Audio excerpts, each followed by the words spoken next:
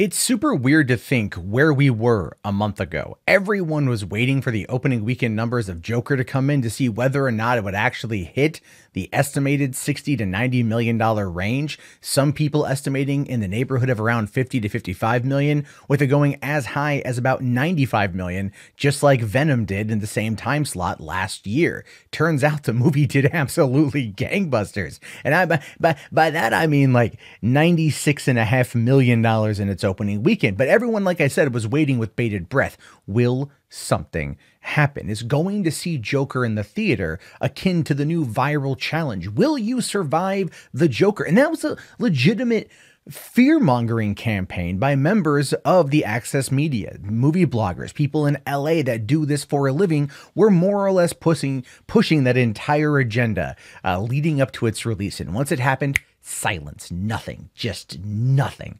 And it drove me up the wall that not an apology was given by anyone, because as soon as the movie started doing well, they all began to sing its praises. They all began to gargle on its nuts because, well, nothing happened, therefore no harm, no foul. Never mind that they tarnished the movie's name before it came out. They tarnished the actor and the director and everyone involved, but zero culpability on their part, and they wonder why their sites are losing relevance to idiots like me who talk to you to a camera.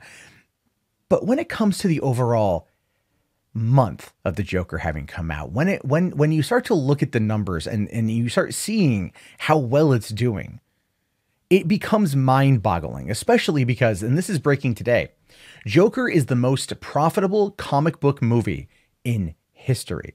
The most profitable comic book movie in history. And if you're wondering why that is, considering if you look at the numbers, like everything that's crossed over $1 billion, I mean, Endgame, $2.8 billion. It's the highest grossing movie of all time. And yet Joker, all things considered, is more profitable than that, at least for right now. But I'm sure Disney's going to find a way to cook the books like they do with their theme parks. That being said, this is what the article goes on to say. Joker is the most profitable comic book movie of all time. The movie is currently sitting around 953 million globally and is expected to hit at least 957 million by this evening. In doing so, it will be a 15.3 times its $62.5 million production budget, which is pretty amazing. When the movie hit theaters 5 weeks ago, controversy had consumed the conversation, threatening its success at the box office. However, it just went on to be free publicity for the project.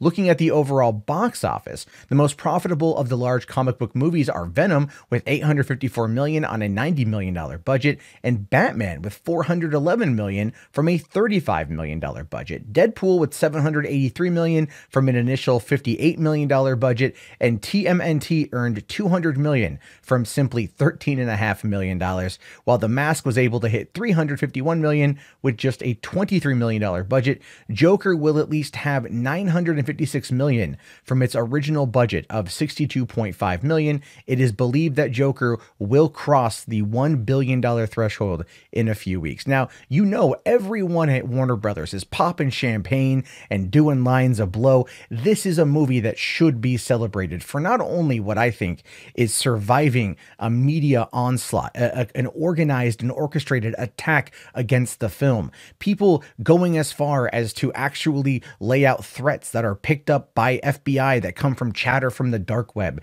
in order to push certain narratives and push certain agendas, and do it publicly, like I said, with absolutely zero recourse, without any zero apology or accountability for their own actions. And that's just despicable in my mind. It's just despicable. But the movie itself is fantastic. The movie itself shows you a downtrodden man on the brink who ultimately succumbs to the darkest of thoughts, succumbs to the darkest the mind can take us, simply because the system kept letting him down time and time and time again. And in the current political climate, at least here in the United States and definitely abroad, what we're seeing here is a bigger push for the concept, or for the conversation surrounding mental health, to become a larger reality. The Joker serves to remind us that there are people out there who just need help. It's meant to remind us that people out there get left and dropped through the cracks quite often, all the time. And while many of them never turn to a life of crime or become harmful in any way, it can happen. It's a warning sign of what's potentially, possibly, maybe to come. And I don't want to say that from the hyperbole perspective. I'm just saying that as an observation. All right. I meet a lot of interesting people in my particular line of work, and there are people out there that do feel like they get left behind and they get lost in the cracks, and they're the ones that need the help the most, but the help is not there for them because of budgets and everything else. That's what Joker is about.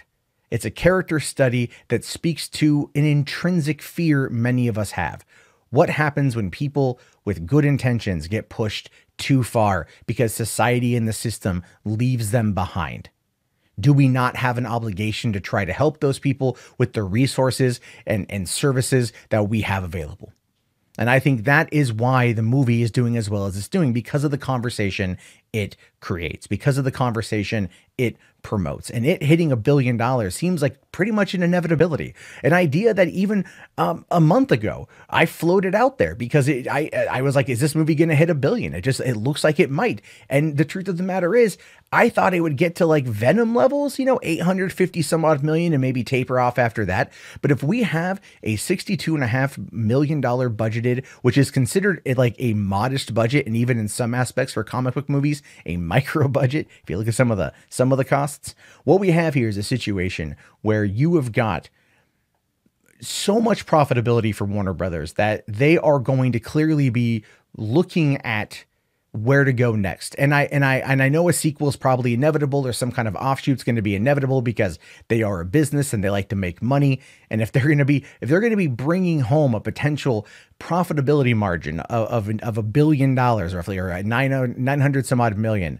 I mean, that's again, not accounting for like, cuts with certain regions and theater take homes and everything else, but they're still going to walk away with over $500 million in absolute pure profit. Now, what I would like to see, maybe you guys agree with me, maybe you don't agree with me, is what I would like to see is them to invest some of that money into mental health awareness.